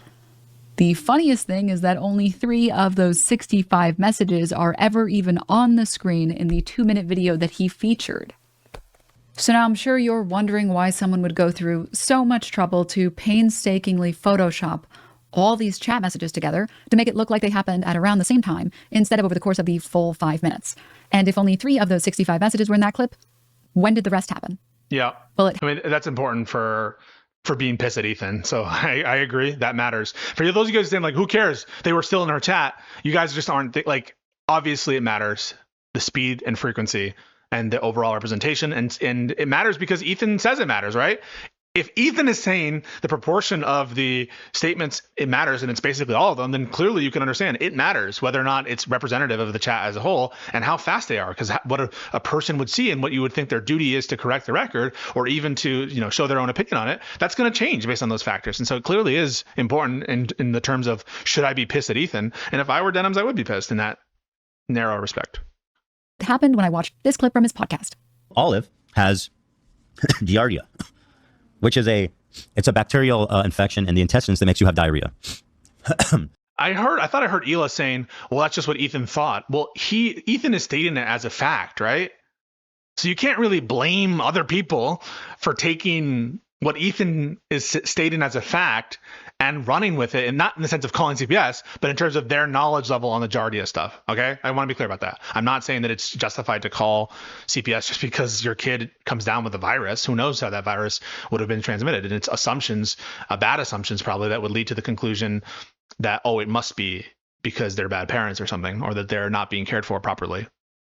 But at the same time, you can't be like, well, Ethan was just riffing. Like, he's stating it as a definitive fact. Well, but again, yeah, I don't think it matters to the legal case. I'm just giving my opinion, right? Sonny's crawling around. He's putting everything in his mouth. He's at that age. He has giardia. Wait, did he say believes? Hang on, what's that? Bacterial infection in the intestines that makes you have giardia, which is Olive has giardia. Olive, the dog, has giardia. That's stated definitively, right? Which is a bacterial infection in the intestines that makes you have diarrhea. Well, Sonny's crawling around. He's putting everything in his mouth. He's at that age. He has giardia. Oh, shit. That's pretty definitive. And now Hila has giardia. That's pretty definitive. Also, okay. For real? And now I think this morning I had diarrhea. Oh my God. What can I do to not get it? Yeah, I'm trying to, because I'm not trying to get it. Can I crank the AC maybe? It's extremely ridiculous to get. You have to ingest my poop. Okay. Seems pretty. He's stating it as a statement of fact. I just like, again, don't think it's irrelevant, but like, you can't get pissed at people being like, your kids have the thing if you say they have the thing. It's kind of like the Boogie thing, right? I don't think it's exactly the same, but just follow me here. When Boogie's like, I definitely have cancer. Reminds me of The Room. You guys remember The Room? The test came back, I definitely have breast cancer. If you state it as a fact, then people are going to take it as a fact. Are you planning on that? Never. Not really. So then you're fine. But unfortunately, So the problem is, you just told us that your poop is flowing out of your mouth. It's like Yeah, in the literally. air, bro. that's not what I said. That's literally that's admitted what you had said. caca breath. No, that's what you said. I said. Well, anyway, so let me continue, please. Okay, I'm sorry. So because You can it can go on surfaces and stuff. So, you know, Olive chews everywhere. She's there. So, you know, Sonny, it makes sense why he got it. Then once he starts having these crazy diarrheas, like in the middle of the night, all day, all the time, he's having these crazy diarrheas. Then when me and Ela start having to get in there and changing his diaper, obviously you put him down, you wash your hands as best you can, but these are really nasty diarrheas. And they put their hands into the poop. So I haven't been diagnosed with it. Neither has Ela. Sonny went to the doctor today to get a poop evaluation, but I'm pretty sure he has it because... Okay, so now he's indicating that he's just pretty sure, but still, guys, I mean, you should say that before you say it definitively, and I would even reemphasize it here. So I guess like people will take your statements, and anyone who watches that whole thing will be like, all right, it's a pretty good chance that they have Giardia. I just think it's a little much to be like you guys were assuming such things when he's definitively stating it. Afterwards, I guess he put some like percentage belief on it, probably. But yeah, you can't really fault the chat for not chat's gonna rush to assumptions, all right? And they're gonna report the definitive statement, not the more cabined, reasonable version of it. I don't know. Do you guys agree? The symptoms is like frequent and then extremely foul smelling diarrheas. And the first night. It happened last night in the middle of the night. I walked into his room. It's like disgusting. Sorry. I know Ethan is like, it might be like for his community to like know what his life is, but this is so personal. Crying middle of the night. And I was immediately struck. I'm not saying this is worth CPS, folks. You don't just call CPS because someone has a disease. The foulest, his whole room was just wafting and the foulest diarrhea smell. And I was like, here we go, you know. So and first of all, he doesn't want to get changed. He's in the middle of the night. He's tired. So you put him on the changing table and he is thrashing like a fish out of water. And meanwhile, he is covered in viscous, or does viscous mean not flowing or flowing or non-viscous? How is anyone getting sick even relevant, even if it were sick? Yeah, no, maybe it would feed into your prior about whether Denim's statement, I guess, is like a reasonable. The thing is, like, I don't think it's relevant. I think you're right. Maybe you could factor it into the state of mind that he is trying to imply onto Denims for purposes of the alleged defamatory statements of Ethan. But again, I think very low probative worth, if relevant at all. It might not even be relevant. I think you have to phrase it like it either is highly viscous or low. Which one? Stop sweeping? How am I sweeping? In what sense am I sweeping? I'm being fair and balanced. Now, here's something I have to say, right? I'm going to give you my take, all right? And I'm not doing this whole like in good camp, bad camp. We like this person, we don't like this person. You know, I tells it how I sees it. I've definitely watched more H3 in my life, more of the earlier stuff than I've seen Denims in my life.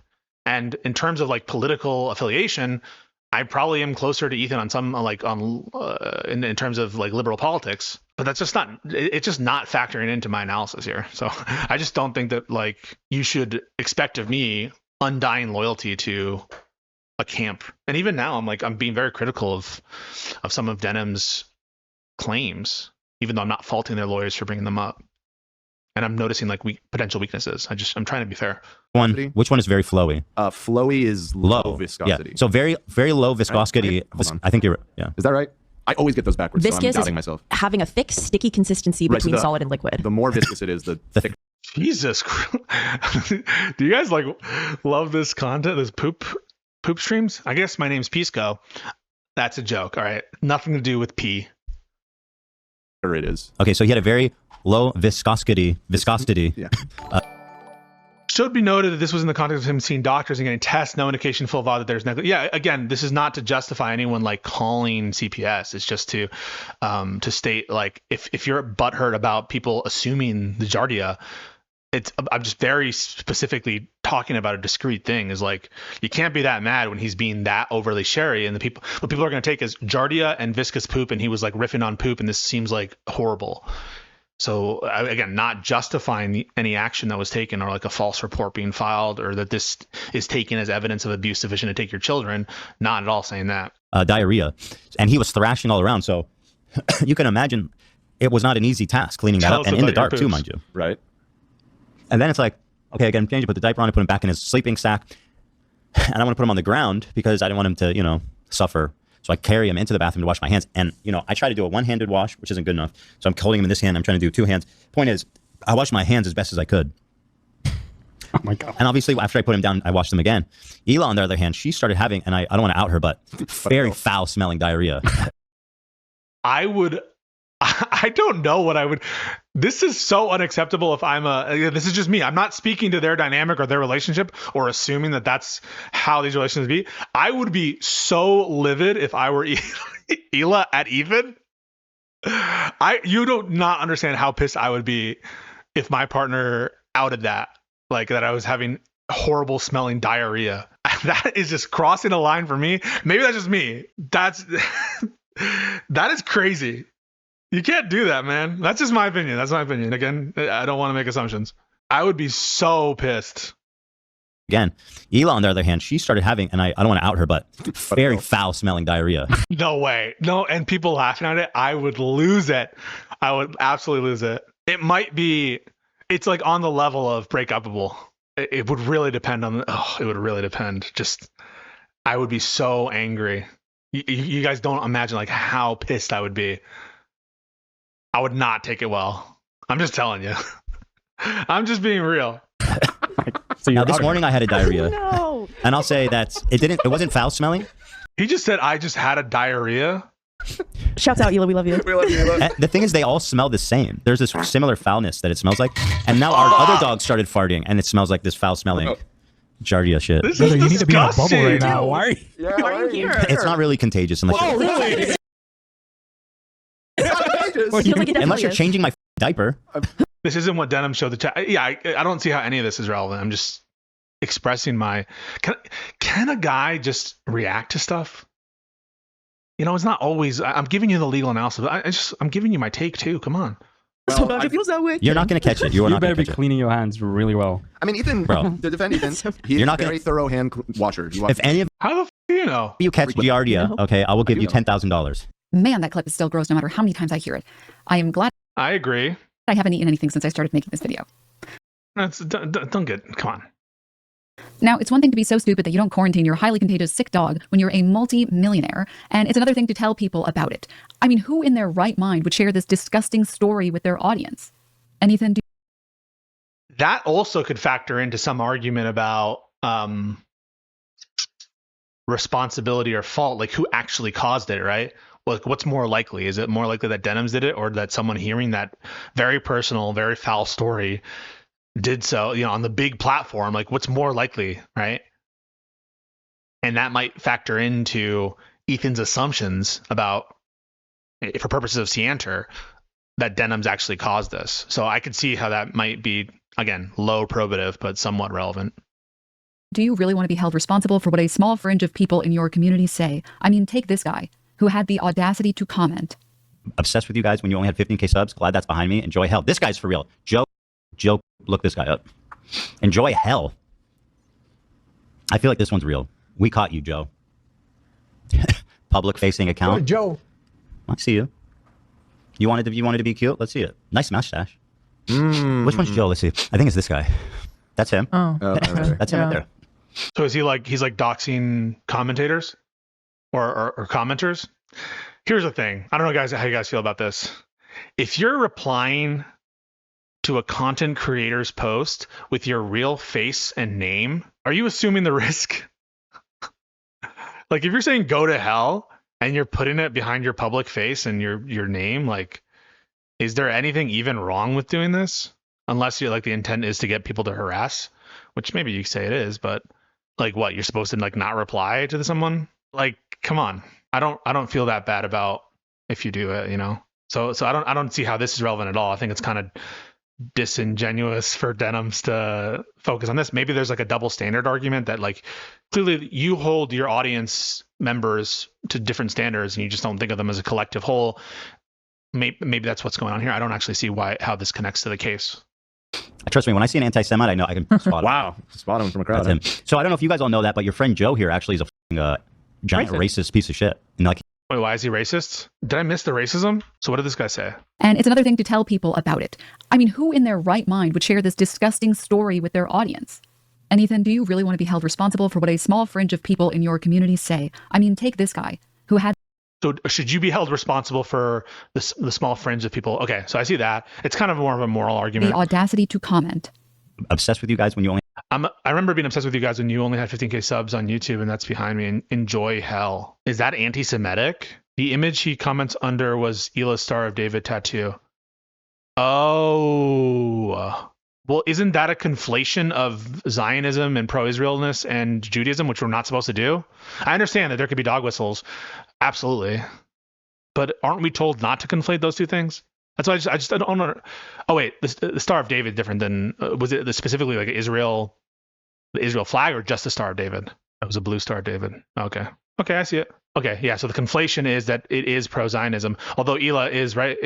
Does she say she's a Zionist? But again, I hear what you guys are saying. I just want to be clear. Like, if you were to put an Israel tattoo, right? Suppose that you had a tattoo of the flag of Israel, right, depicted in the flag, and someone said, because they considered the Israeli state to be, doing war crimes and not supporting the policies, right?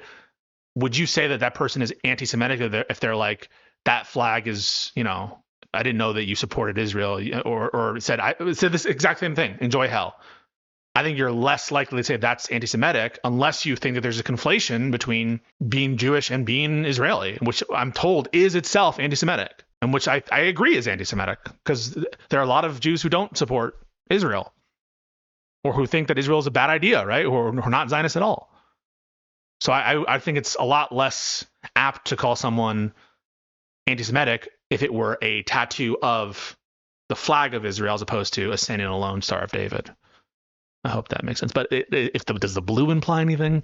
Again, this is all not relevant to the defamation stuff. I just figured you guys might have opinions about it. Joe, look this guy up. Enjoy hell. I feel like this one's real. We caught you, Joe. Public We'll fix the audio at some point after the stream. Sorry about it, guys. I don't know what's going on in my bed. facing account. Joe. I see you. You wanted to be cute? Let's see it. Nice mustache. Which one's Joe? Let's see. I think it's this guy. That's him. Oh. That's him right there. Trust me, when I see an anti-Semite, I know I can spot it. Wow. Here's the question, though. Thoughts on this? And you tell me what you think. Obvious that H3H3, both Ethan and Ela, were Jewish pre the war in Gaza, and he said he supported them during that time. So what is the better assumption of this person?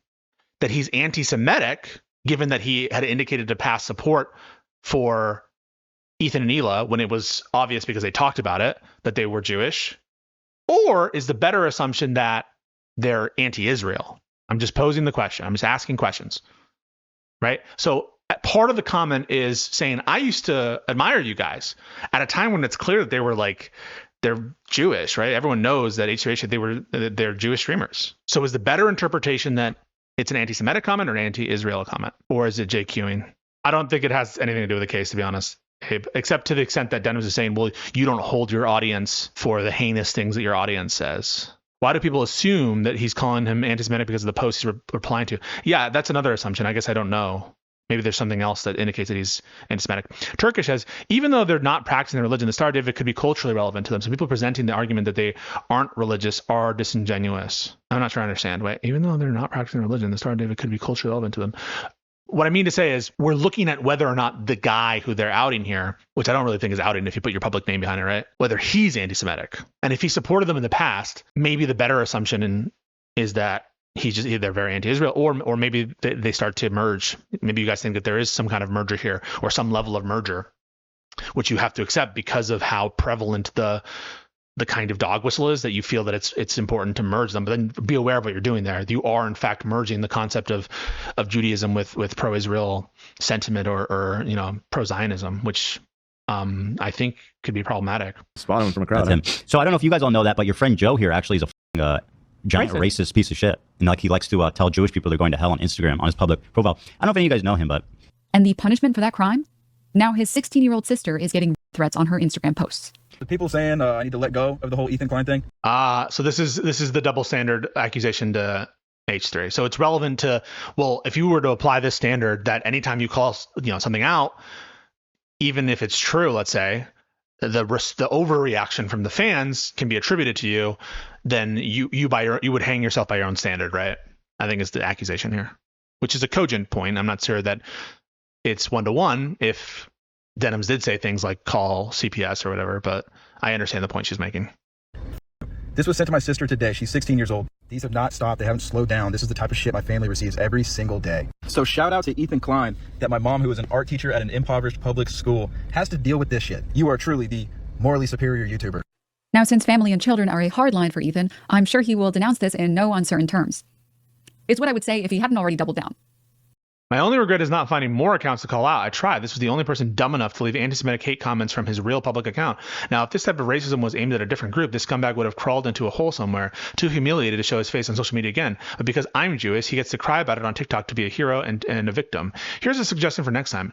Don't tell people they're going to hell for getting a Star of David tattoo, and you shouldn't have anything to worry about. They're also lying about the bomb threat. Get scumbag, fuck around and find out.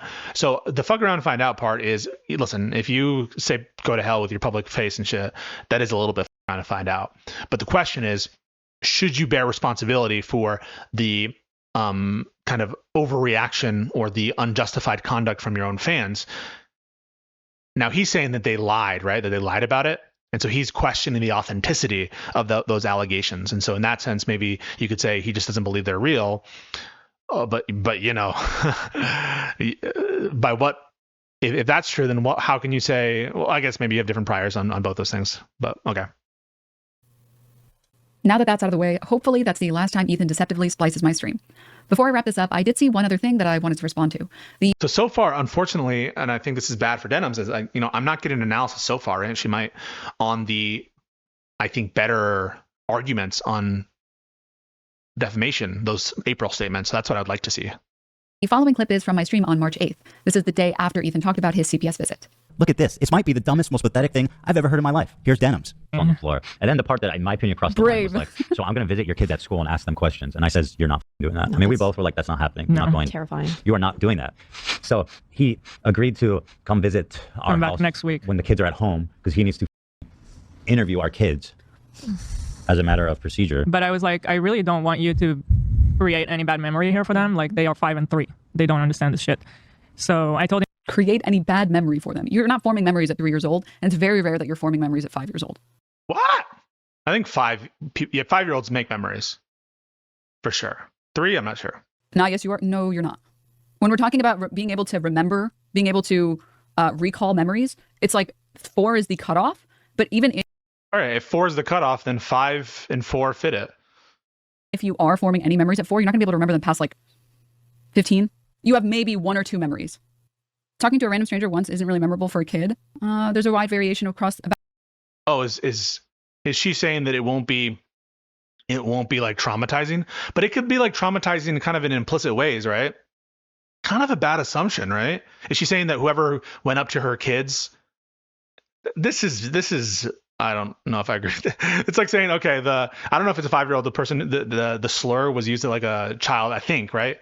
Someone is saying it's 5. Some people are saying it's older. But I think that there could be some trauma even if you don't like remember it, right? About the mean across methods cohorts, the average age of adults' earliest memories is 3.5 years old. I know we're getting into the weeds here, so... Wait, so then that disproves you, right? Well, I'll keep it simple. I was talking about childhood amnesia. It is just true that a vast majority of adults cannot recall inconsequential memories that happened when they were children. Most people can recall 3 or 4 memorable experiences, but not much more than that. I didn't say anything about trauma, which is a completely different topic entirely. Okay, so she's literally addressing everything I'm saying. But then what is your point, right? If you're saying that it doesn't matter, because you're trying to downplay it, or that's the assumption, right? Let's make sure it's in full context. All right. When we're talking about being able to remember... for them, like, they are 5 and 3. Procedure. But I was like, I really don't want you to create any bad memory here for them. Like, they are 5 and 3. They don't understand this shit. So I told him... No, she specifically said memory. But like, why even do this? Why even do this, Denims? Come on. Create any bad memory for them. You're not forming memories at 3 years old, and it's very rare that you're forming memories at 5 years old. Her chat's like, yes, you are. Yes, you are. When we're talking about being able to remember, you already are. Yes. Recall her whole chat is revolting. memories, it's like 4 is the cutoff, but even if you are forming any memories at 4, you're not going to be able to remember them past like 15. You have maybe... What's evidence for that? 1 or 2 memories. Talking to a random stranger once isn't really memorable for a kid. There's a wide variation about the mean across methods cohorts.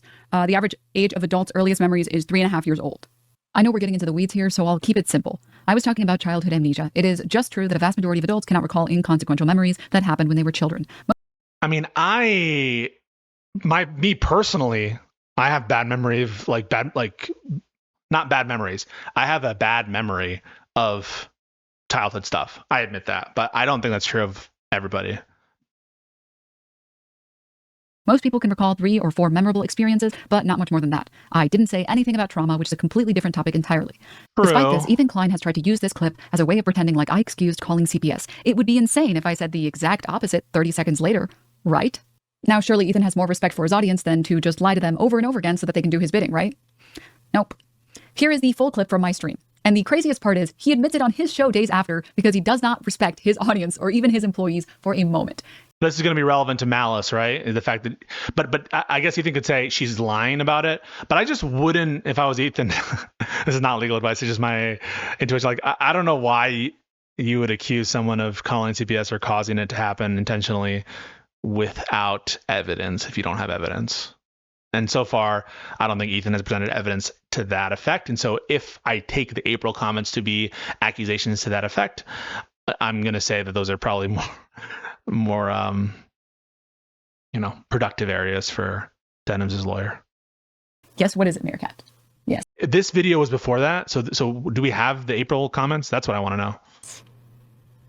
Later, Killer Chaos. Jimbo, do you have any idea how traumatic it is to have the authorities randomly showing up to your house at night, going through all your things, accusing you of crimes you didn't do? No one should be subjected to such treatment. Sure, but we're talking about not cops showing up at your house. We're talking about CPS, which anyway... Cares? How does that help at all, Denims? Is to begin with, 1, I don't condone. I've never condoned it, and you will not be able to find a clip of me saying, yes, we should do this, because it doesn't exist. I think CPS should be exclusively used for family vloggers who are total pieces of shit that use their kids as content. I've literally given Ethan Klein credit on multiple times or multiple instances, and I will do it again right now, for not showing photos of his kids. I think it is actually very cool of him to try his best to not have his kids in photos, in videos. I respect that a lot. I think he's... So do you, here's the thing, right? Do you believe her? It sounds like it's a long-standing belief of hers, and isn't the burden of proof that anyone is alleging that she wanted this to occur for you to produce evidence of that?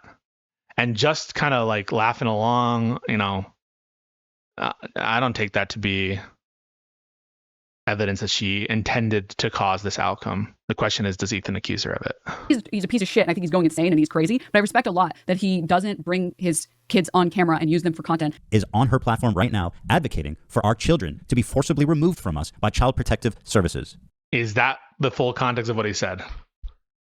Platform right now advocating for our children to be his kids on camera and use them for content. Is on her platform right now advocating for our children. It's cut, right? It's cut there. So, but if he's referring to her advocating that seems like a definitive statement of fact.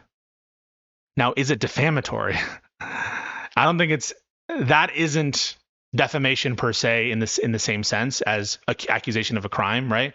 Saying that you agree that an outcome should occur, that's not a crime in and of itself. So there's going to be an additional threshold argument about, is it defamatory in its nature? But this does seem to be a more definitive statement of fact. She is advocating for X. In other words, she's advocating for what I take to be a crime. So maybe, but that does seem to be a more definitive statement of fact, and that seems to be more productive. To be forcibly removed from us by Child Protective Services. Maybe she should think about issuing an apology and retraction. Or at least saying calling CPS is crazy. Don't do Is it that?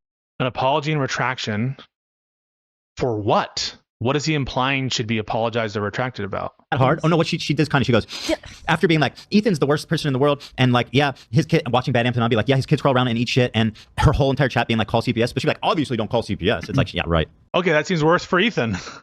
He's implying there that he doesn't believe her, and that he's implying that she wanted that outcome. So I think that's worse for Ethan. The thing is, these people are knowingly lying. They know that they're lying. It makes no sense what they're saying, but they do it anyway. So let's recap. Okay, that seems like better. Again, it's edited in such a way for Denims, right? So I am very much getting Denims' edits here, and I don't like that I don't get the context for all these clips. But just if it's true, right? If that progresses linearly in a linear fashion, I could see how you could be like, there's some implications here that she wanted this outcome, that she tried to bring it about. That's his opinion, though, right? So if it's his opinion that she intended to cause it to happen, yeah, I would say that's a more opinion-based statement. It would be like, did she do acts did she file it, or did she cause someone else to file it? That is to say, specifically intending someone to go and file it. So the file it thing, I think, is pretty easy, right?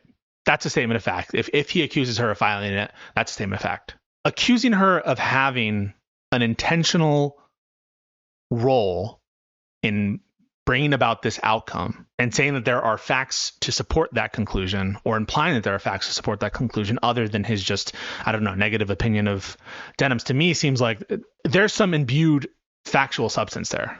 He knows the chat logs are edited, and he knows that I denounced calling CPS on him. So why would anyone in their right mind continue pushing this narrative? Well, because then he would have to take accountability. That she advocated for it, not intended for it to happen. Well, that depends. Is that all what Ethan meant? That she advocated for it, not that she intended for anyone specifically to do it, right? What did he mean by it, right? That'll be the question. For what he said on his show. You know, years ago, he had Bill Burr on his podcast, and he had said this. Oh, it seems like you're in love with your daughter, hearing you talk about her on the podcast. Jesus Christ, well, you're pretty perceptive. It's like you care about your own child. Listen, more than that, okay? Because again, you're this character. You gush over your daughter. Not everyone gushes. Did your dad gush over you? I mean, I was too little. Yeah, no, my dad actually at work did. At work, that's when I learned, like, oh my God, yeah, he really likes us. But when he came home, yeah, he was cracking the whip. Your bad mate? You do your studies? Well, why not? You know, that shit. And he also had a zillion kids, so I mean, yeah. Really? How many siblings do you have? I don't know, dude. The internet's too weird to give out all that information. Oh, you don't even want to say how many because you're afraid that it will by all means, compromise keep your talking about it. Is there anybody can cut this out? I'm honest, dude. Like, seriously? Yeah, no, dude. There's lunatics out there. Okay. Well, off the air, I'll tell you. All right. Jeez. I love how surprised he is. Jeez. Well, you can mention the amount. Absolutely crazy people. Okay. All right. I don't know why that's about. So, but the thing is, he doesn't want to take accountability for anything that he said. The most annoying thing is that all of this is just beef for Ethan Klein. Family and people's kids aren't a hard line for him. Otherwise, he wouldn't have defended his harassment campaign against a random TikToker that told him to go to hell, which caused his fans to send threats to this guy's 16-year-old sister. Maybe there's some other reason Ethan is focusing on me. That she believes that it's justified to break up our family. This disgusting human being who's endorsed by Hassan. He's kind of being like, Ethan deserves it. I know I'm putting some words into his mouth. Yeah. I think Ethan is using this negative experience as a vector to attack the people he wanted to attack anyways. I didn't make him overshare, and I was far from the only person to cover this story. Honestly, I think Hassan put it best, so I'll just let him take over from here. The only thing I've done so far in terms of Ethan Klein's many attacks against me, which have obviously backfired on him spectacularly, and that's actually caused him to double down, triple down, quadruple down in very meaningful ways, including randomly going after Redditors, trying to get Reddit's unbanned or trying to get Reddit's banned, is that it's pure projection. Is the Bill Burr clip just to embarrass him or something? Because I remember people were like, that was a cringe interview or something. It's quite literally projection. I have not done a fraction of what he has done to me in return. Not even a fraction. Do you understand? I've also maintained the position that I think snark Reddits are genuinely not good for people's mental health. This is something that I have talked about before, time and time again. I don't think it's a healthy thing to do. Hate watching, especially as someone who personally has a shit ton of hate watchers and content creators who are actively engaging in the hate watching and creating communities around hate watching. I know what that does to a person's mentality. Initially, it was Sex Bastiny, who has ruined his own life because of his own decisions. And now Ethan Klein is carrying the torch. If his initial argument is oh, well, Hassan is doing snark shit to me, which I think is ridiculous, by the way, because the only thing I do is actively defend myself against his many different smears. If that is considered snark, what the is Ethan Klein's subreddit? What the is he doing every single day? He lies about every single thing that I do every day, every time he's broadcasting, including, I guess, but not limited to the fact that he somehow tied back someone engaging in a heinous act of calling Child Protective Services on him to me. Ridiculous. Get well soon, Ethan. But if you come to a point now where you can say that was fucked up, I don't like that little comment. Then I respect that, because I've been there myself. A couple years pass and all of a sudden you're like, what was I thinking? That whoever that was a couple years ago that said that shit is insane. Okay, I didn't love this video. She's always wearing the same type of shirt, and it seems like I just wish her the best, and I think variety is the spice of life. And I don't know what that means. This is kind of weird. All right.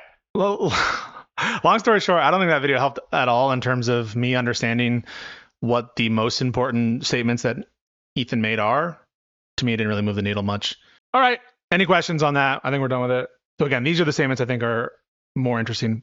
terrorist sympathizers who support CPS coming and taking my children away. That to me seems more opinion. She's directly responsible for CPS coming to my house. Directly responsible. I think that'll be a question about what's implied there, right? Or what does he mean by it, and what did people take that to mean?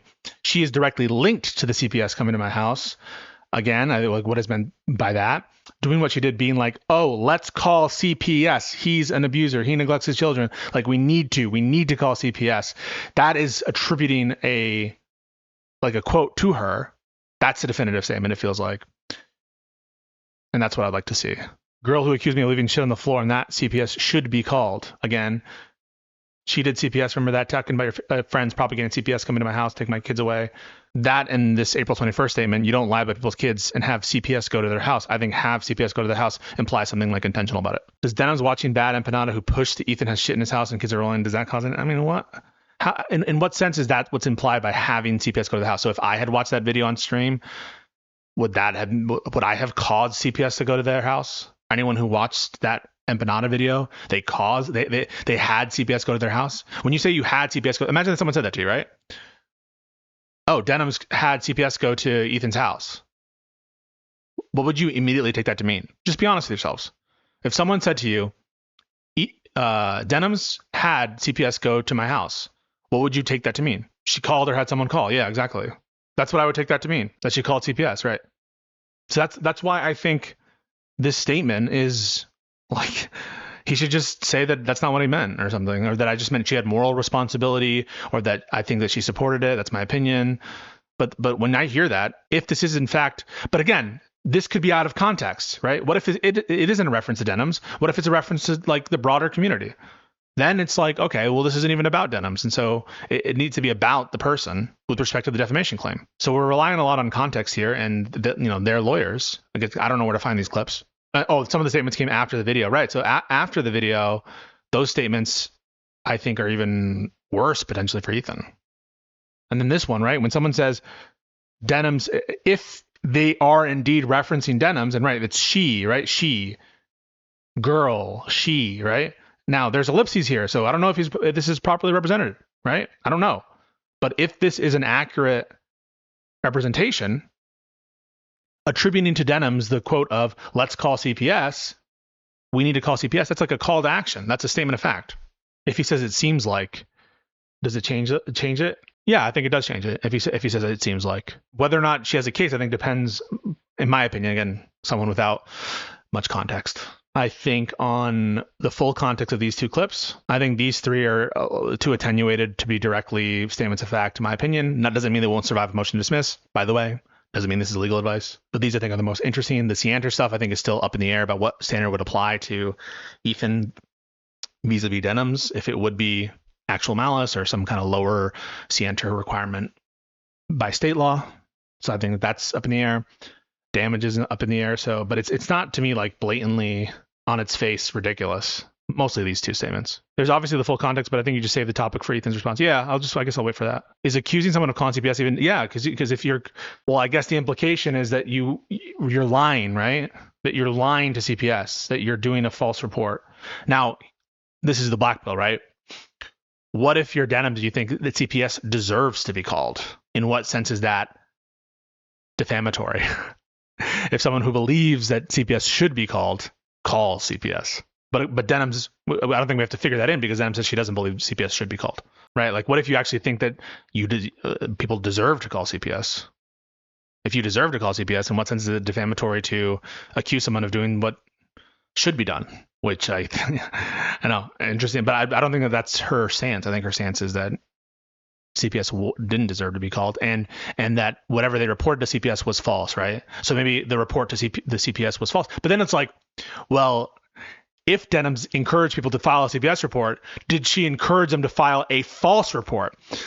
Which I think is Ethan's implication. So it's a very interesting kind of he said, she said situation, right? What did Denims say? And is the scope of what Denims said or implied what Ethan says that she said or implied? I don't know what Ethan should do. I guess it depends on what he should have his lawyer look at it. I'm not going to give him legal advice. You've still not seen the clip? No, I still have not seen that clip. I want to be clear about that. I have not seen the clip.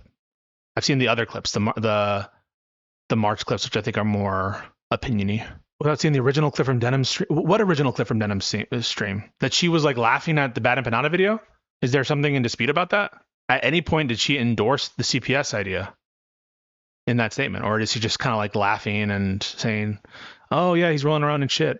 Again, we're not analyzing any potential cause of action that Ethan has against Denims. It's Denims against Ethan. So to the extent that Denims is making false and defamatory statements about Ethan, it's not an issue. She made fun of his posture and then right after insinuated that his kids were crawling and shit. But yeah, but how is that relevant to Denims' claim, right? If she did that, would that qualify for what she is saying that Ethan said of her? If the totality of his statements are him saying that her recklessly actions caused them to be called, yeah. So I think if that's what he meant and that's what a reasonable person would assume, then perhaps it could be interpreted differently, but I just don't see, like, if this is an accurate representation. Again, I haven't seen the clip. If you say Denims had CPS go to their house, if this is accurate, right? I just don't take that to be a statement of recklessly causing someone to have them go to the house, right? If this actually is a reference to Denims, I think having CPS go to their house, that is obviously a reference to an intentional volitional act to bring about an outcome where it's closely affiliated with what occurred. It's not too attenuated. As a matter of fact, Ethan was practically bragging that his children contracted a parasite from their dog. Yeah, I don't even see how that's relevant too. She never talked about CPS before Ethan brought it up. She said he let his kids walk around eating shit, watch the Bad Empanada video, then a percentage of her chat typed CPS. Yeah, how much of that is her having CPS go to their house, right? But just be honest. Yeah, I understand. There are a lot of Ethan supporters in my chat and stuff, but like, assume that that's real, right? Assume that this is real. Assume that Vizey is telling the truth here. That she said, Ethan lets his kids walk around eating shit, watches the Bad Empanada video, then a percentage of her chat types out CPS. In what sense is that having CPS come to their house? And if that's all the evidence you have, like, come on. And even if you think that that's her saying call CPS, if that's what she called CPS about, assuming that she did, right? In what sense would that be? Well, I guess that hurts Denims' claim. Because if Ethan is implying that she just called CPS, counterintuitively, it wouldn't be a crime, right? So Ethan could say, well, calling CPS is not a crime, and so it's not defamation per se. But I doubt he would say that because he wants to say it's a crime. But lying to CPS, maybe that's a crime. Maybe he has a reason to believe that. With statements like, how is this allowed? It might be the results of her commentary as CPS calls are in chat. Yeah, but like that's not what this April 21st statement, I think, reasonably is interpreted to be. Or even this, oh, let's call CPS, he's an abuser. That's expressing that but even this, right? He is accusing her, if this is accurate, right, of a crime. Is her watching the videos as retaliation not somewhat indicative of her intent? But again, why does her intent matter? In what sense does her intent of watching the video matter at all? Except to the extent that it bears on what Ethan's statements would reasonably be implied to be or interpreted to be. I think the April statements are the most relevant. Yeah, I agree it is, yeah. But yeah, that's my take. Thoughts, final thoughts, and then we'll move on to the Trump stuff. Or the political content. I just, every now and then, I think, shake it up a little bit. I think this is an interesting fact pattern. It's not, for me, it's not super obvious that this is like dead on arrival. I think it's because after she watched the video from Bad Banana, that's when CPS went to his home. The fact CPS didn't go to his home after his original stream, but after Denim's stream. But then that just says that she has a causative role, not that she had them go to their house, right? In the same way as Ethan had people give threats to that guy's mom or whatever. Did Ethan have them do that? Or did people do that? If Bad Empanada said call it Child Protective Services explicitly, then that's who the comments should be tailored to. But just because I watched some unhinged person's reaction to something doesn't mean that I said it. Any more than me reacting to this implies I said anything that they said. Now, it's different if you endorse it, if you endorse the call to call CPS or whatever. But I just don't see that. Whether she endorses the content more broadly, yeah. It's a messy pattern. Yeah, I agree, Wavy Girl. It's a messy, messy pattern.